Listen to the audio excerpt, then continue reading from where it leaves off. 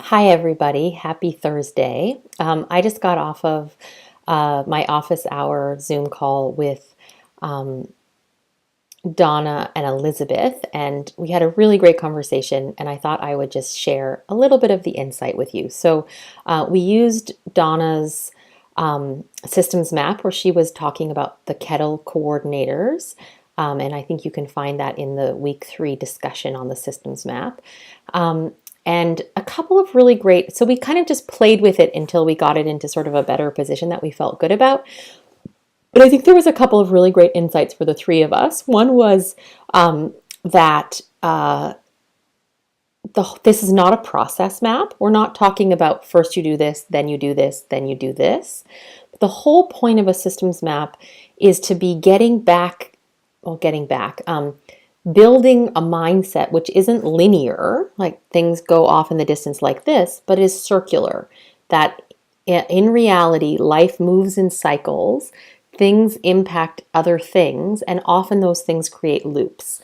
And that it's a kind of a new way of thinking to really think in the loops that are getting created. And also to think of the things, the kind of elements in your systems map, not as, again, sort of static events, but as movable variables of things, like the water in the bathtub that can go up and down depending on the other things that are happening.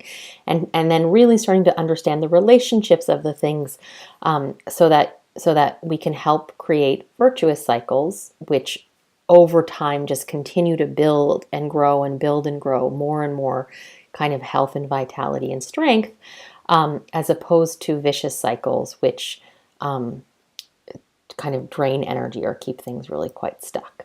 And of course, then you can get into all of those kind of systems, archetypes like addictive patterns or things start to escalate or all of those things. Just understanding that there's kind of ways that the parts of the system interact and starting to have that real kind of curiosity about how are we designing and creating our work in the way that it's actually having the result that we want, and becoming aware of the unintended consequences of the things that we're doing. Which connects to the second point, which I think was really valuable, which was just this sense of the leverage points is in part about really getting into this sense of what are we truly after and what are the things that are really going to get us there, which is a lot about this kind of moving from the urgent to the important, and shifting our mindsets to what are all the things I need to do, to which of the things I'm doing actually is having the impact that I want and actually creating the desired change in the system or the community or the organization that I'm trying to see. And so it's not about sort of drawing your perfect circle, but it's really about helping us understand the kind of causal relationships and how they kind of are building over time.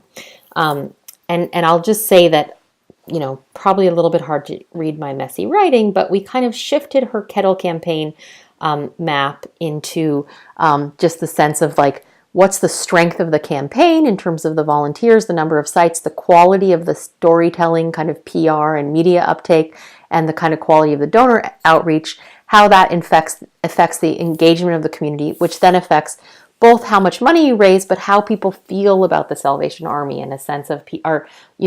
If there's a lot of really quality engagement, people feel kind of connected to and bought in and part of something bigger, which then, makes them want to give more money, but also get more involved over time.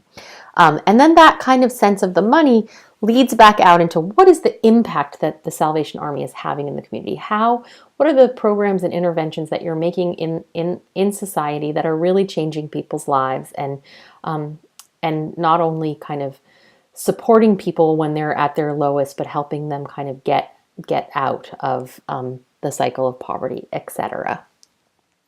And that there was then a really strong kind of leverage point, which is, again, if we look at the leverage point, it's that ability to kind of shift our mindset, to be able to see the world in a different way, and that having that impact and then really doing a good job of telling the story of the impact is going to have a huge impact on the engagement.